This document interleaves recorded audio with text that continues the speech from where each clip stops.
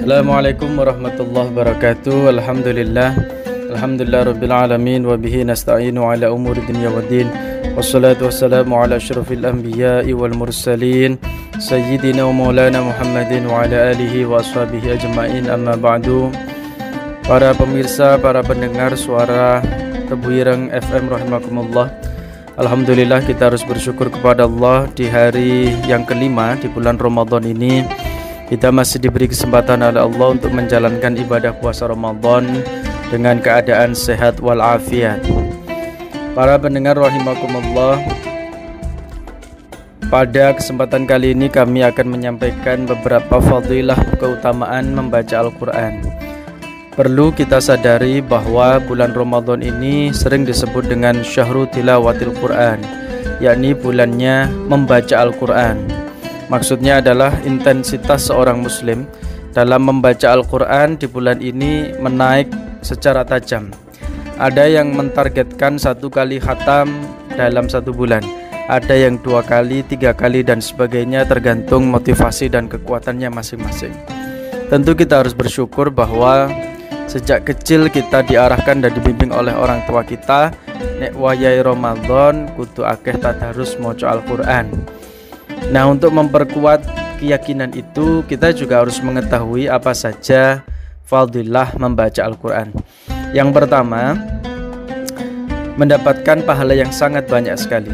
Kenapa demikian? Karena 1 huruf Al-Quran itu dibalas dengan 10 kebajikan. Ini seperti hadis yang diriwayatkan oleh Imam At-Tirmidzi. Dan juga para ulama mengkalkulasi bahwa jumlah huruf dalam Al-Quran itu totalnya 325.000 lebih ya, atau tepatnya 325.15.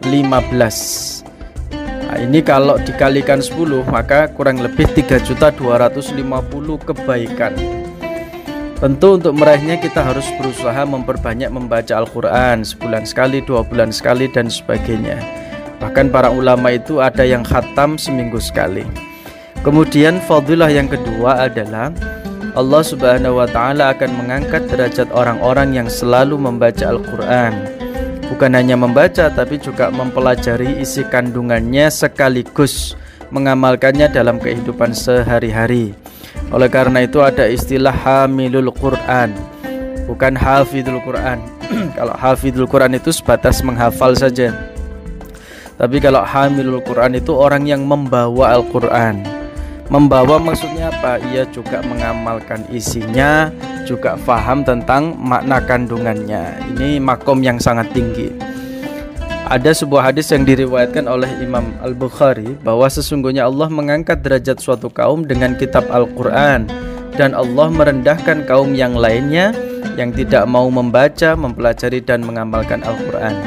Ini secara logika dapat kita pahami mengapa orang-orang yang membaca dan mempelajari isi kandungan Al-Quran berusaha mengamalkannya diangkat derajatnya oleh Allah. Orang-orang yang membaca Al-Quran berarti orang-orang yang selalu dekat dengan Allah. Bahkan membaca Al-Quran itu merupakan bercakap-cakap dengan Allah. Man arada ayyatakallama rabbahu atau bi rabbihi falyaqra Al-Quran. Ini ada sebuah makalah yang mengatakan barang siapa yang ingin bercakap-cakap dengan Tuhannya, maka bacalah Al-Quran. Jadi kalau kita membaca Quran itu sebenarnya kita sedang bercakap-cakap dengan Allah, karena Al-Quran itu adalah kalamullah. Kemudian yang ketiga, seseorang itu akan mendapatkan ketenangan jiwa dan hati yang sangat luar biasa. Karena di mana setiap Al-Quran itu yang dibacanya akan mendatangkan ketenangan dan ketentraman bagi para pembacanya.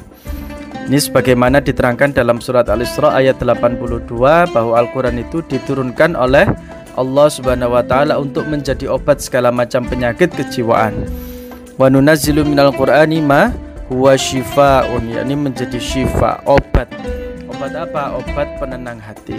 Oleh karena itu seringkali kita melihat orang yang baca Quran itu hidupnya tenang sekali, hatinya tentrem, ayem. Kenapa? Karena dia betul-betul memasukkan Al-Quran di dalam kalbunya, hidupnya menjadi tenang. Itu juga seperti syair yang didendangkan oleh Wali Songo, khususnya Sunan Kalijaga. Ada yang mengatakan Sunan Bonang, moco Quran angen-angen sak maknane. Kemudian fadilah yang keempat adalah mendapatkan syafaat atau pertolongan pada hari kiamat. Hal ini dijelaskan pada hadis Rasulullah yang diriwayatkan Imam Muslim.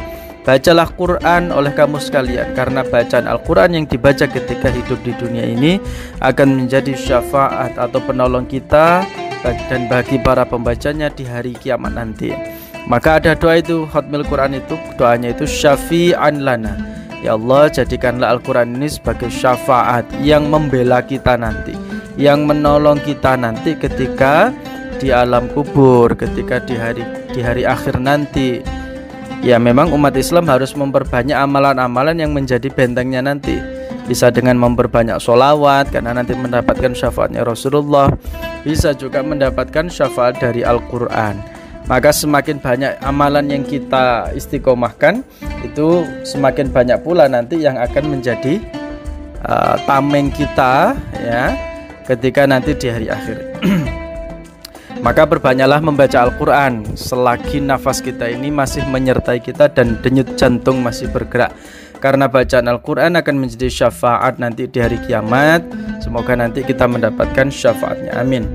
Kemudian fadilah yang kelima adalah orang yang gemar membaca Al-Quran akan terbebas dari aduan Rasulullah pada hari kiamat nanti, di mana ada beberapa manusia yang diadukan Rasulullah pada hari kiamat di hadapan Allah. Jadi untuk penutup pada sesi hari ini, monggo sareng-sareng perbanyaklah membaca Al-Quran. Luangkan waktu sisa-sisa kehidupan yang Allah berikan bagi kita untuk memperdalam ajarannya. Bukan hanya kita, tapi juga monggo kita mengajak keluarga kita, ya, istri kita, kemudian anak-anak kita, dulur-dulur untuk mencintai dan senang untuk membaca Al-Quran. Jangan disia-siakan, karena Al-Quran akan mengantarkan kemudahan kita ketika menghadap Allah Subhanahu wa taala, yakni ketika sakaratul maut. Ihdinas siratal mustaqim. Terima kasih sudah mendengarkan tausiah atau nasihat yang kita sampaikan pada sore hari ini. Saya Ahmad Kanzul Fikri dari Pondok Pesantren Al-Aqobah, Waron Diwa Jombang, untuk Radio Suara Tebu Ireng FM. Assalamualaikum warahmatullahi wabarakatuh.